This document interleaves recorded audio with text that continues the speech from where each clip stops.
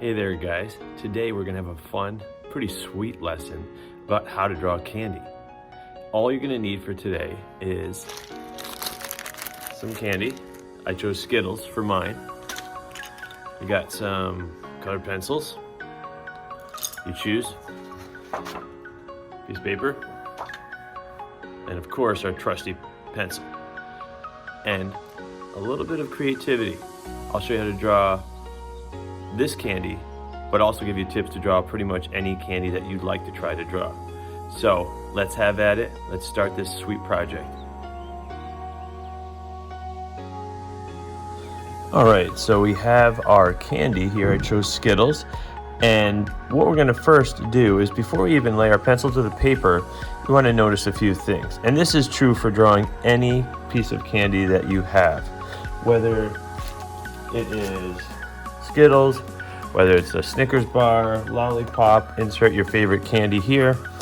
The biggest thing is understanding proportions, like how big is this part compared to that part. When you start kind of measuring things up, it allows you to draw not just candy, but pretty much anything that you want to draw. So it's a pretty important skill that I teach my students here at Draper Middle School. Now, when I'm looking at this candy, I want to see, okay, what is bigger, the width or the length? So let's go ahead and use our pencil to measure. So the top of the pencil, I measure the top of the package, okay? And the bottom of where my thumb is here represents the end of that side. So the top lines up with the top end, and where I place my thumb lines up with the bottom. So that gives me, the width is about that long. Now, if I lined up the tip with the end and I measure the length, I'm going to see how big the length is compared to the width. And that gives me a good idea of how large to make my drawing. So 1 lines up with right in between the I and the T and the Skittles. And I'll say the end lines up over here. So I would say the length is twice the height. Sorry for all those people who don't like math. And props to the math teachers out there for helping us out here.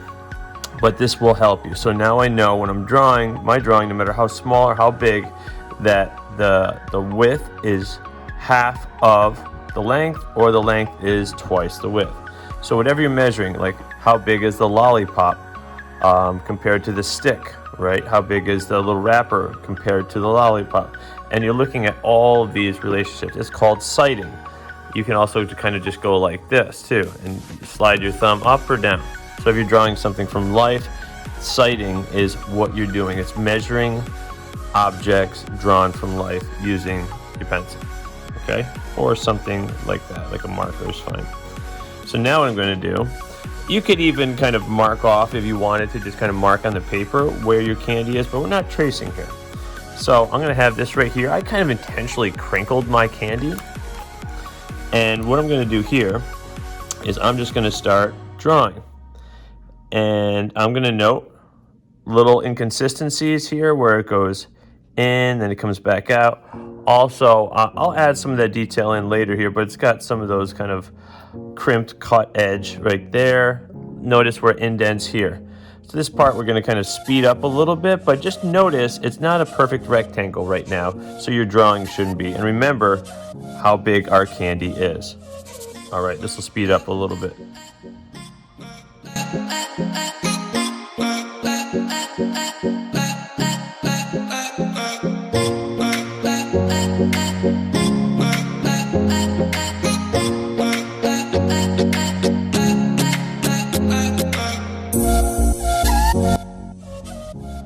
So now you can see, if you zoom in right here, where I've added some of those creases here, not creases, I'm sorry, the little kind of decorative edges, and you can erase the little lines that you don't need in there.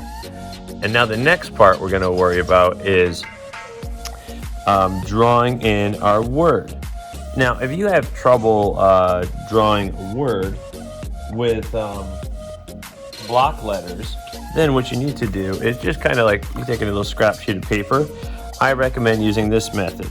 So I would draw a print letter, kind of like that, Okay, and if you're going to use this method, draw this part very lightly. Then what I would do is draw an outline around that letter to make this letter bolder and make it block. And you want even thickness all the way around. Again, you draw like a K, like you normally would. Now notice what makes this letter different. Like the top of the K lines up with the top of the S. So I want to show that. Bottom of the K lines up. So look at it. Are the letters leaning? Are they rounded in edges? Now I'm going to outline this. Notice how thick they are.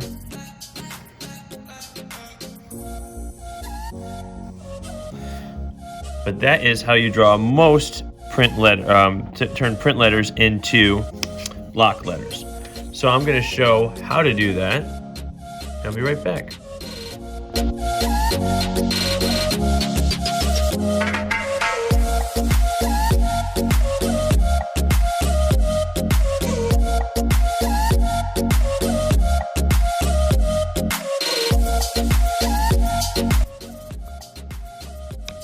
Alright, so now you can see I've added some of the details in terms of like where the Skittles were. Added the original in there. Again, I'm not adding the calories in there because I just didn't want it. You know, when eating candy, I don't think you're really worried about calories anyway. For those sweet tooth friends of mine out there. Now what we're going to do is just learn about a little bit about coloring. So, in regards to coloring, I recommend, again, just kind of practicing the colors that you need. So I would like to see having different values, right? So that'll help make this candy package look a little less flat. So I would say you want to have values. Value is how light or dark a color is. So when you're looking at where to put certain values, you want to know like, oh, the light's coming in from a window outside my room here. So I'm seeing some highlights right in here.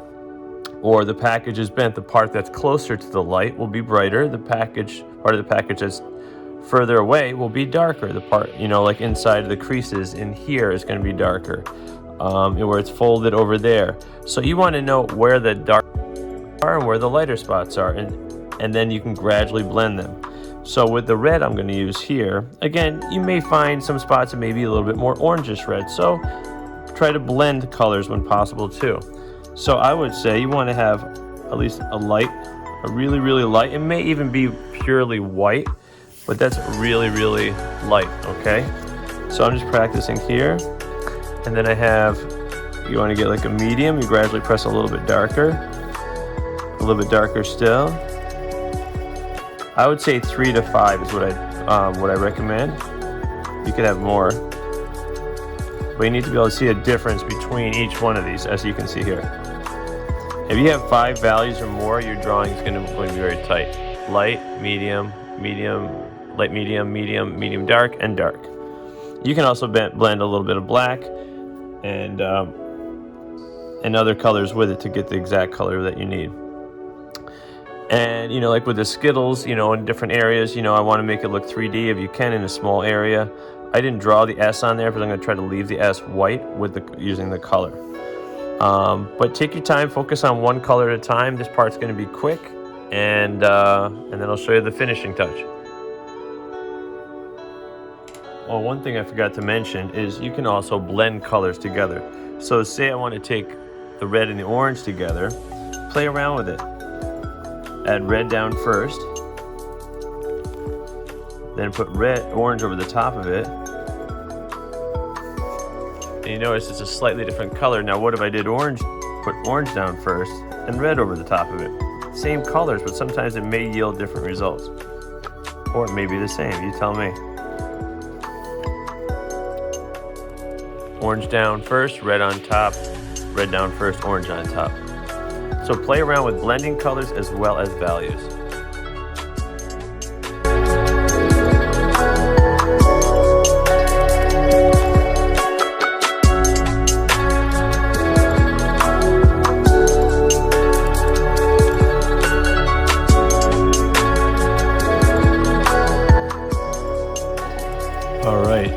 that we can see that our candy is done, sorry, I just moved it away there.